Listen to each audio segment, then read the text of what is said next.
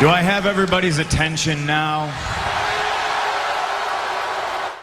Les amis, si c'est Catch Attrape, la chaîne on parle catch. Aujourd'hui, récap de la semaine. Donc on va faire la semaine, le match de la semaine, le catcheur de la semaine, le show de la semaine et des petites news pour terminer ça. Et la preview de Monday Night Raw. Avant de commencer cette vidéo, j'aimerais vous demander de liker, de vous abonner, de partager. C'est très important pour le développement de cette fucking chaîne. Et on va au devant des 300 abonnés avant la fin mars, les amis. On va commencer ce récap de la semaine avec le match de la semaine, les amis. Bon, ça n'a pas été j'ai dû chercher vraiment dans les recoins, les fonds des shows. Donc moi j'ai trouvé un match qui m'a plu, un semblant match qui m'a plu parce qu'il n'y a pas eu grand chose cette semaine à se mettre sous la dent, faut être honnête. Randy Orton contre AJ Styles en main event de Monday Night Raw. C'était un match sans enjeu, sans rien du tout, et le match n'est même pas fini parce que Alexa Bliss est venu casser les couilles à Randy Orton à la fin du match. Mais c'est le match qui m'a plus plu. Je trouve que les deux, AJ Styles et Randy Orton, in-ring, ça marche trop bien. Je trouve que ça a vraiment une dynamique de ouf. Mais en ce moment, de toute façon, Randy Orton, en ce moment, avec qui ça ne marche pas in-ring. Et AJ Styles, avec qui ça ne marche pas in-ring. AJ Styles est l'un des meilleurs catcheurs au monde, encore aujourd'hui en activité. Donc c'était très bon. On enchaîne ensuite avec le show de la semaine, les amis. Et le show de la semaine, la décision a été très difficile parce que j'ai aimé Raw, j'ai aimé NXT et j'ai aimé aussi SmackDown. Mais là par contre ça va être pour la 3e semaine consécutive je crois SmackDown. Franchement SmackDown ils nous font vraiment des trucs de fou. Et surtout grâce à Daniel Bryan. Pourquoi Daniel Bryan qui a fait une vraiment très bonne promo. J'ai l'impression de retrouver Daniel Bryan de 2013-2014. Daniel Bryan qui est au top, qui fait des super promos. Edge il nous a fait le plaisir aussi de sa présence. Et en plus voilà, on a eu un bon Murphy contre Cesaro. Et on a aussi une grosse signature de contrat qui n'a pas servi à rien entre Roman Reigns et Daniel Bryan. Donc voilà, c'était un show qui était vraiment bien écrit. Et franchement SmackDown en ce moment ça commence à être bien écrit. Regardez bien SmackDown ça commence vraiment à être bien écrit, ça commence vraiment à être cool, c'est dû au fait qu'il y ait Roman Reigns à mon avis, donc il faut bien écrire la carte. Même la rivalité Biggie Apollo Crews m'intéresse, même si la promo de Biggie pour moi elle m'a pas impressionné. Biggie pour moi c'est pas un promo gars, il faut dire la vérité, il doit retourner dans le New Day. Mais c'était très intéressant de voir Apollo Crews, c'est très intéressant de voir Apollo Crews monter dans la carte et être pushé comme ça. Et enfin on enchaîne avec le catcheur de la semaine, The Wrestler of the Week. Donc le catcheur de la semaine, sans surprise, Daniel Bryan pour moi. Daniel Bryan qui nous a sorti vraiment une grosse promo à SmackDown. Tout SmackDown tournait autour de lui. Daniel Bryan tout simplement parce qu'il a su nous vendre une rivalité qui était très mal partie. Parce que c'est une rivalité avant WrestleMania. C'est une rivalité de transition. On sait très bien que Roman Reigns ne perdra pas son titre. En aucun cas Roman Reigns ne perdra son titre. Tout simplement parce qu'il est bankable. Et voilà, il faut un Roman Reigns en main event de WrestleMania, ça c'est sûr et certain, surtout avec le heel turn qu'il vient de faire. Donc voilà, même si vous savez que je suis pas le heel turn de Roman Reigns, moi ça me fait pas kiffer de ouf. Mais bon, voilà, donc il a fait son heel turn, il est on the map Roman Reigns, donc c'est lui qui doit être dans le main event.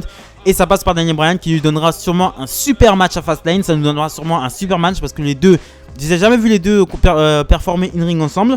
Mais à mon avis ça doit être une dinguerie parce que Daniel Bryan il a l'air vraiment on fire en ce moment. Et surtout qu'il nous fait vraiment des bonnes promos, il met vraiment du cœur quoi. Franchement Daniel Bryan c'est vraiment un catcheur que j'adore.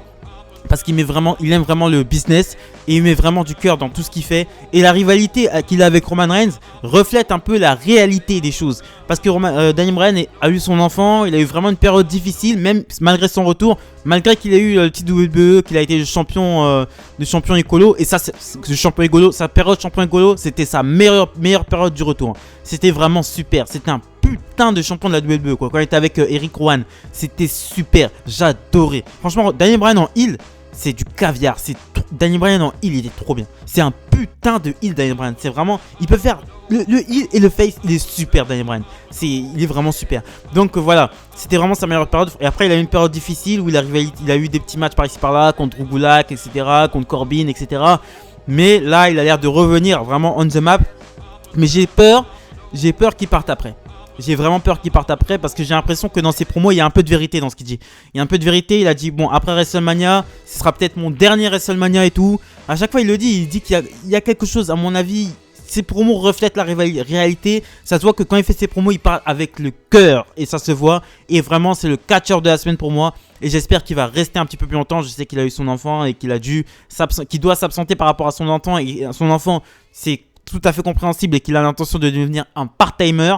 Et voilà, donc ça me fait plaisir que de mettre Daniel Bryan en tant que catcheur de la semaine. On enchaîne ensuite avec la news de la semaine, les amis. Donc la news de Bryan de la semaine, excusez-moi, ça s'est tout simplement passé à Tall Gates Max, le show après SmackDown. Ils font un petit avec Booker T, etc. Paul Heyman était là et a mentionné Christian. Il a dit tout simplement que voilà, il a dit que dans une promo, hein, il parlait à Edge et il a mentionné Christian. Il a dit que il parle de Edge. Hein. Il faut réfléchir. Ton meilleur ami savait qu'il allait devenir la cible de Roman Reigns. Il a préféré fuir et avant qu'il ne puisse en faire sa cible. Combien de Christians devront se convertir avant que tu réalises ce n'est pas intelligent de frustrer Roman Reigns. Donc Paul Heyman qui se sert du départ de Christian à la AEW pour builder la rivalité entre Edge et Roman Reigns, pour apporter un truc en plus de la rivalité entre Edge et Roman Reigns. C'est super. C'est super.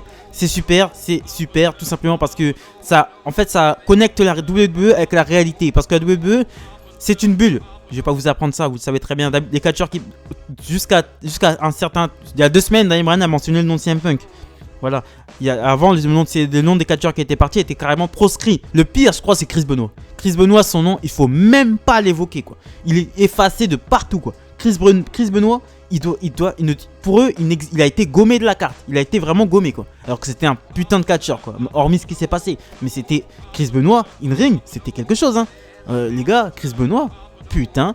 Donc voilà, ça fait plaisir que la WWE ouvre un peu ses horizons, parle un peu d'autre chose, parce qu'ils peuvent pas ignorer que Christian est au Royal Rumble il n'y a pas plus tard que 2 mois, et que là maintenant il est du côté de la AEW, et qu'il a fait sa première AEW Révolution.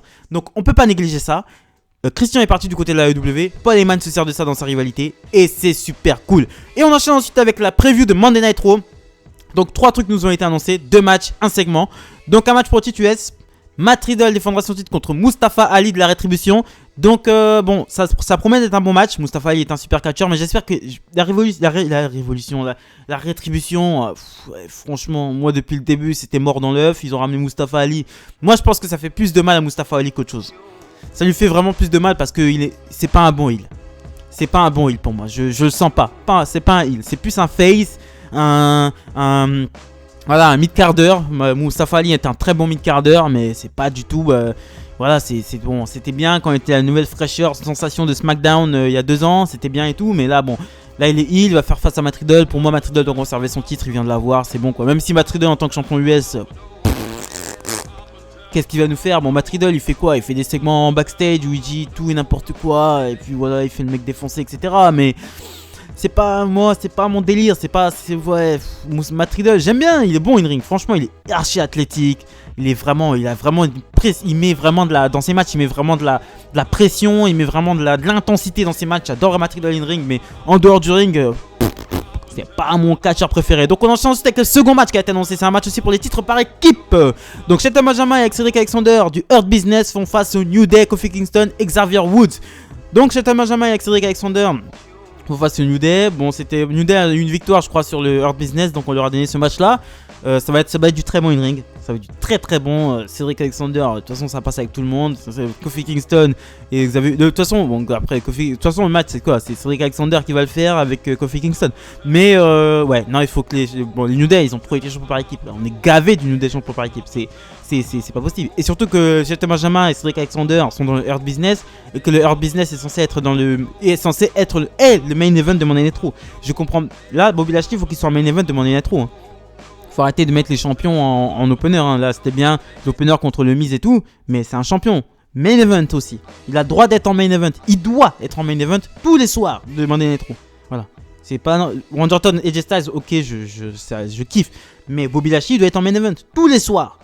Voilà, c'est comme ça un champion. Donc Cedric Alexander et pour moi et Shelton Benjamin conservent le titre sans problème, tout simplement parce que le Hurt Business est au top. Et on aura finalement Bobby Lashley la suite pour Bobby Lashley.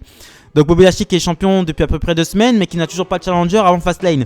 Donc on ne sait pas s'il défendra son titre à Fastlane ou directement à WrestleMania. Donc on aura la suite à mon avis par rapport à Bobby Lashley. Et je suis très